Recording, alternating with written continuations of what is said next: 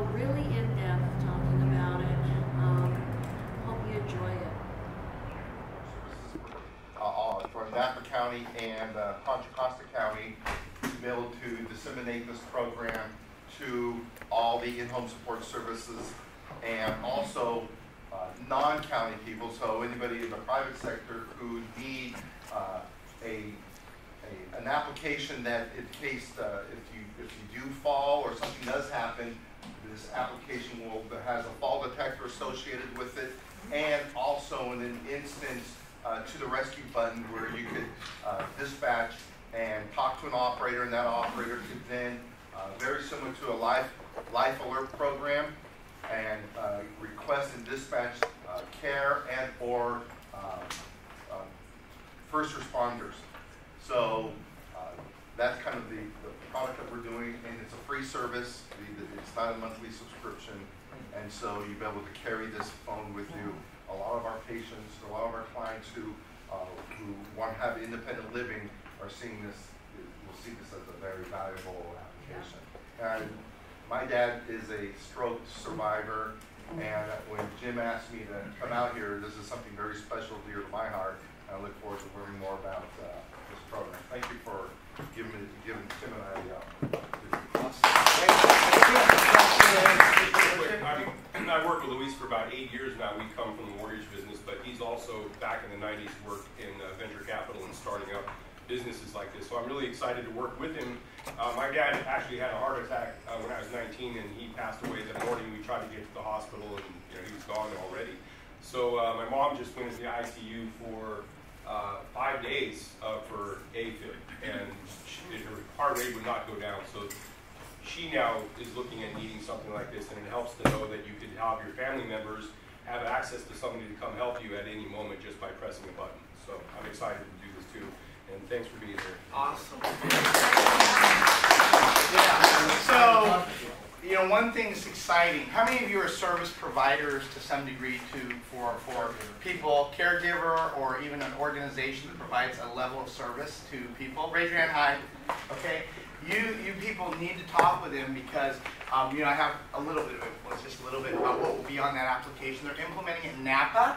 I want them to also implement it here, possibly with Ready for Rescue and a couple of other entities as a senior resource as well. Maybe the Caregiving Department of Aging might be interested.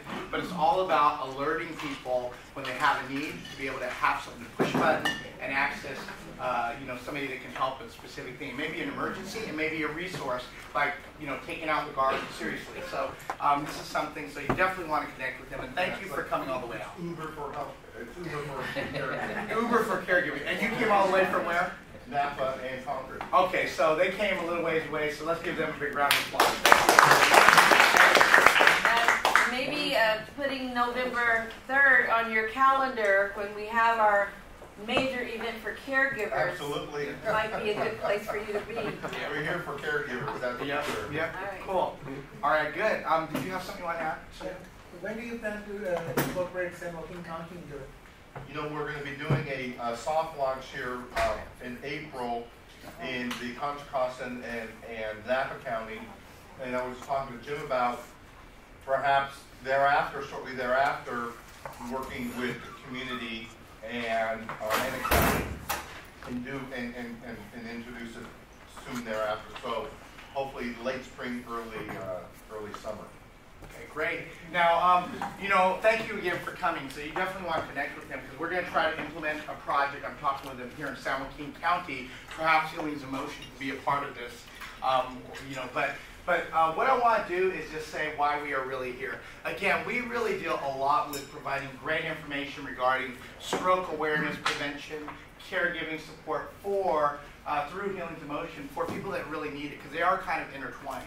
And today we have a very special a couple of speakers that are going to address a couple of key issues. One is dealing with nutrition, and one that have gone through the effects of having a traumatic brain issue as well. But I will tell you, this is a really important topic.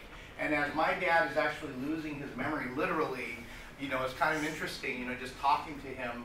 I'm seeing different signs and stuff, and so we're working through just the different resources that we have, and I'm understanding the resource that this is really important for the community.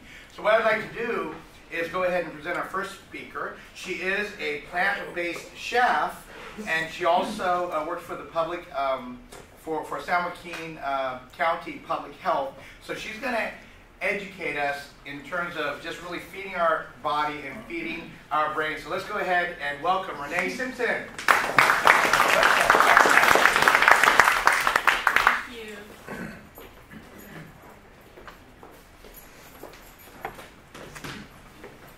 Thank you for having me. Thank you for coming. Thank you for coming. Welcome. I'm not sure about the clicker thing though, but I'll try it. No, I have to click here. Okay, help. Okay, so my area of expertise is when you say nutrition, it encompasses a whole lot. It's like if someone says they're a doctor, it could be a whole range. But I am mostly a culinary nutrition. That's my area, my specialty. So, but I was asked to come and talk about brain health and nutrition. So I'm going to go through the connection there kind of quickly, but then I really want to talk to you about the good stuff. How do you get that nutrition? How do you prepare those foods? Because a lot of times we know what to eat and what not to eat. But the thing is, if you don't know how to make it taste good, you're not going to eat it. That's why some of the foods that are not the best for us, we tend to eat those. They taste good. We know how to cook those. They kind of just handle themselves. So as a plant-based chef, I take pride in knowing how to take any vegetable and make it taste really, really good. Okay? Because anybody can make a steak. You don't really have to do anything to it, right? You put it in the pan, and the heat takes care of it, and it's delicious, right? So a lot of foods that are like cream and butter, you don't have to do anything with that. Bacon, if you put bacon on anything, it's good, right? But I know how to make broccoli good. Oh, I'm not liking it? Y'all can't hear me? I'm sorry. That will help. Here's not pretty loud. I heard you. You heard me. Oh, I hear me now. Oh, yeah. Wow. Oh my, I feel like I'm on a reality show. You are. You are. Am I on TV? Too. Janet Jackson? Who said that? Okay, hold on. Okay, anyway. Is it just this stuff? Just right. Oh. Okay, we're going to work it out. It's not. Okay, anyway. That's wonderful. You should be aiming it at the computer. Rather than the Amen. screen, pointing at the machine. Oh, that makes sense. Come on, baby. No. Okay. Come on. Brains, Give me the QR. brain health. Give me the Oh, you're cruel, Mary. Okay. All right. So anyway, so I was just saying that basically, if you put bacon on anything, it's good, right? Right. So the trick is to know how to make those wonderful vegetables that we as dietitians are trying to make you eat. We got to tell you how to make it taste good, right? Okay. But anyway, I'm gonna go. Okay. The magic. Okay. So anyway, poor nutrition can definitely lead to stroke. And poor nutrition leading to high cholesterol, high blood pressure, and obesity. Those are the things that can cause stroke. You guys are going to know more about this part than I do, so I'm going to move kind of quickly through this part. But anyway, so diets high in saturated fat and trans fat can raise blood cholesterol. And we'll talk a little bit more about the types of fat.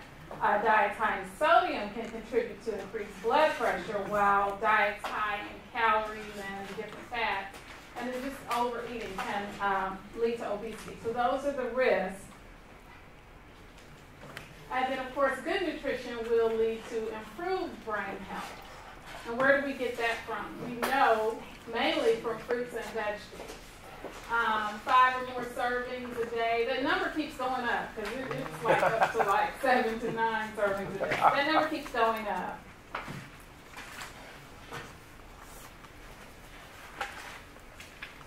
Okay, so the thing about the different types of fats, when I say trans fat or PHO, which is polyhydrogenated fats, those are the fats that are manufactured. Those are the fats that come from the companies that make these little desserts and sweets and whatnot. What are some of y'all's favorites? I know, come on, let's talk about them. Dunkin' Donuts. Oh, okay. Right, donuts, Twinkies, Cinnabon, all those are the things that have that buttery mouthfeel and a long shelf life. So if you're eating something that has a long shelf life, like a Twinkie, you could leave it in the box for, I don't know, what, a year or 3? 20 years? And then, what do you think that's going to do inside your body? Can you imagine? Just, those are things we don't really think about, and that's what allows us to eat these things. We don't really think about it, right? So the food manufacturers have done this to the foods to get us to like it more. Okay, the mouthfeel, and then if it lasts a while, then you'll buy it. Because if you buy something from the bakery that doesn't have that in it, it's not going to last for maybe a day or two, right? You got to eat it quickly. But regular intake of these types of fats has been known in some studies to increase the risk of stroke by up to 14%.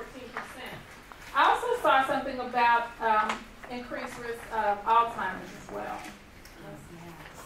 I forgot the number on that, but I think it like doubles the risk. Also, eating trans fat increases your risk of heart disease, stroke, and Not good anymore for us. Ingesting. Okay, where was that?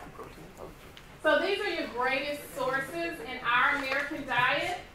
Our greatest sources of saturated fat are dairy first, and then meats.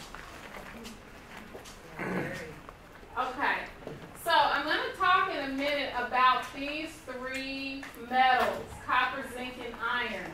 We need them, but we only need a certain amount of them, and it's easy to get too much when you have a diet high in saturated fat.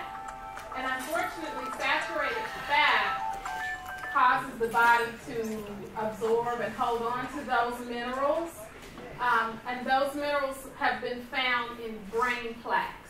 So that's what we don't want. Okay, when they take the plaque and tease it apart, they find those minerals in it. So that's what we don't want is too much of those. So it's kind of tricky because we need it, but we don't need too much.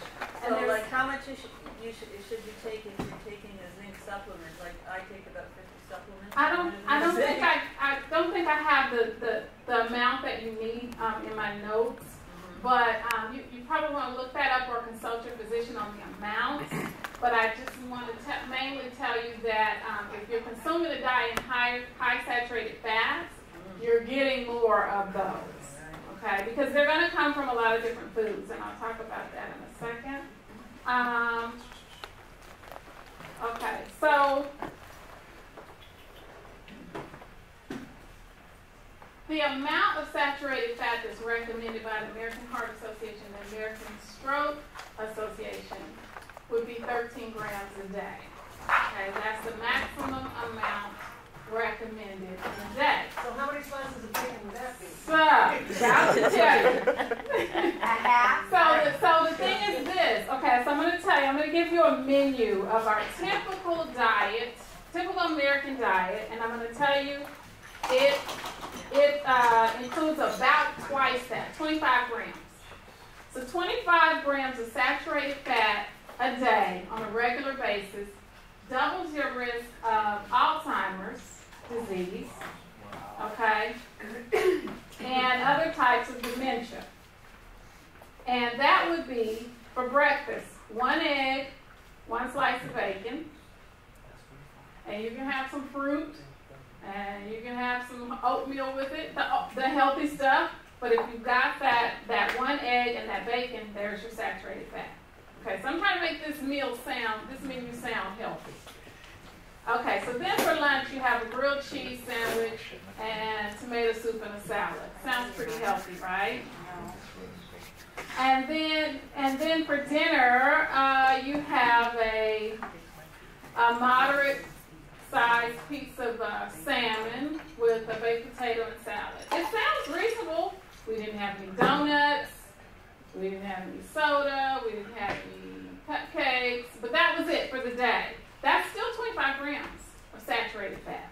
I'm going to give you another menu. Okay, so what was wrong with the second and third meals? Cheese. The cheese was... Oh, I'm sorry. Okay, let me go back. So the grilled cheese sandwich, it had cheese. It may have had a couple of slices, depending on how you like it. It may have been cooked in butter. Oh, that's the best, huh? Grilled cheese. And then for dinner, you had salmon. Isn't salmon our friend? We thought. Too much fat? We're going to go over that. But it does contain some saturated fat. Okay? Let's try another meal. We've got a bowl of oatmeal. That sounds great. But we've got a glass of milk with it. Okay? Then for lunch, we have, let's say, I already said salmon. I'm trying to think of another. Mackerel? Anybody eat mackerel? How about tuna? Not if I can help. Is tuna fatty? I know mackerel is. Yeah, it's got the omegas. Tuna's got the omegas Tuna. like salmon. Okay, we'll have a tuna sandwich. And we'll have a salad with it. Make it sound good, right? and then for dinner, we're gonna have a half a cheese pizza. We'll put some zucchini on it and some mushrooms and some onions, but it's still cheese. That equals about 25 grams. That's how much time? Well, what meal would you suggest for Oh, we get to it. I'm sorry. Let me hurry up. Okay, we're gonna get to the meals at the end. Okay, because that's the best part. I'm gonna make y'all wait to the end. Okay, so the facts about omega-3 and omega-6, those are the healthy fats, right? Especially the omega-3s. Y'all familiar with that? Yeah. Okay, it's really interesting, though, about these two fats, the way they compete. And I'll tell you about that in a second. But we get omega-3s from fish, walnuts, seeds, and we get a smaller amount. We do get some from fruits, vegetables, and beans. We get omega-6. Both of these are the omegas that we need. But we get omega-6 from cooking oil. And the difference between those two, omega-3, you don't get as much when you consume these foods. Omega-6, they're just like raring to go. You get plenty of them, right? So say you have some broccoli. There's some omega-3s in broccoli. You decide to saute your broccoli in some oil, or you roast it up and you drizzle a bunch of, what's a good oil? Extra virgin oil. Extra virgin olive oil. What's another? Grapeseed. Okay, because olive oil you got to be careful with when you're cooking, because if you raise the temperature too high, it becomes bad for you. Yeah, I got a clog because of that, and I had to cut that out. Okay, so yeah, be careful with when you're cooking olive oil. It's a little better for you if it's consumed raw. But again, when you're using oils, you're getting more omega-6. When you're getting the foods on the top, you're getting more omega-3. The problem, and this is so hard for me to explain, but I'm going to try. The problem is, the way I broke it down was kind of like musical chairs, okay? So you're playing musical chairs, but there's not enough chairs. There's a lot of people, not enough chairs, right? So everybody's got to kind of fight for it. If you have more omega-6 in your diet and not enough omega-3, your body's going to take up more omega-6. It's the omega-3 you want the most of. You want the ratio to be 2 to 4 grams of omega-6 for every 1 gram of omega-3. But that gets flipped when we do things like, use a lot of oils. So even though I cut out my saturated fats and now I'm really good, I'm using olive oil, I'm using grapeseed oil, but I'm pouring it on and drowning out things like I have a salad with a whole bunch of oil on it. You get what I'm saying now? So yeah, the salad was great. It had some walnuts in it. It had your leafy greens. It had maybe even a piece of fish in it. But because you drizzled all of this omega-6 oil on it, your body is absorbing the omega-6 and not so much of the omega-3. So we have to be careful with even the pourable oils, the unsaturated. Okay? Does that make sense? And then some of us are told to take omega-3 supplements. Those are good, but you definitely are going to get much more omega-3 from your food sources. Your body reacts much better to the natural food source. Okay? Okay, so the metals I mentioned before, this is what we need them for. Copper for building enzymes, iron for blood cells and transporting oxygen, and then we also need zinc for nerve transmission. Okay, again, the problem is when you have a lot of saturated fats in your diet, your body allows you to take up too much of these.